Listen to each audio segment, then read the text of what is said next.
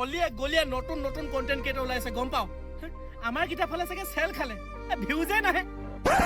views আহিব বুলি মই ৰিম জিম স্নেহা দৃষ্টি তনুশ্ৰী প্ৰিয়াশ্ৰী সবকে উলিয়ালো আৰু উপায় নাপায়তো কেতিয়াবা লক্ষ্য আৰু সিদ্ধাৰ্থকে ছোৱালী বনাই দিলো কিন্তু কি লাভ হ'ল কচোন এতিয়া ছোৱালী নেদেখালে মোৰ ৰিলছত ভিউজে নাহে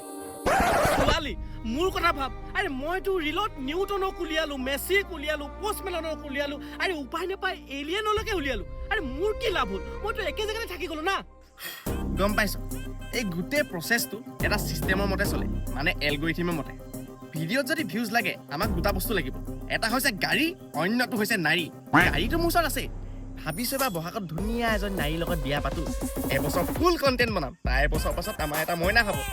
তাৰ পিছত সেই মইনাটোৰ লগত ভিডিঅ' বনাম যেতিয়া মইনাটো হ'ব মই তাইৰ লগত ভিডিঅ' বনাম আৰু যেতিয়া তাই হ'ব তেতিয়া মইনাটোৰ লগত ভিডিঅ' বনাম আমাৰ কণ্টেণ্ট ক্ৰিয়েটৰ তহঁতি এই 6-7 মাহ কষ্ট কৰি যে ৰুম নাম্বাৰ 666 খন বনাইছিলি সেইখন কেতিয়া আপলোড কৰিবি সেইখন কথা দেখোন পাহৰিয়ে গৈছিলো সেইখন ৰেডি আছে আমি আপলোড দিমেই এইকেইদিনতে ৰেডি আছে কেতিয়া দিবি